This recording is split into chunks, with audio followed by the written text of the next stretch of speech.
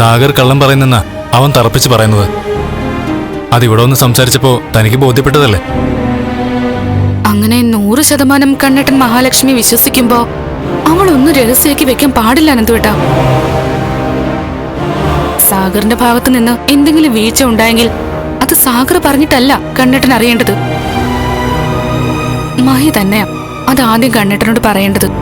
നീ പറഞ്ഞത് ശരിയാണ്. അവിടെയാണ് ഞാനും മഹാലക്ഷ്മിയെ സംശയിക്കുന്നത്. അവള് തെറ്റിയതുകൊണ്ടായിരിക്കും ഒരുപക്ഷെ കണ്ണനോടൊന്നും പറയാതെ പോയത്.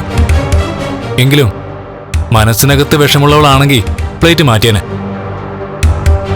സാഗർ മോശമായി പെരുമാറിയെന്ന് കണ്ണനെ ധരിപ്പിച്ചേനെ. അതും ചെയ്തിട്ടില്ല. പിന്നെ എന്താ അവിടെ നടന്നെന്ന് തെളിവ് സഹിതം കണ്ടെത്തിയേ പറ്റൂ.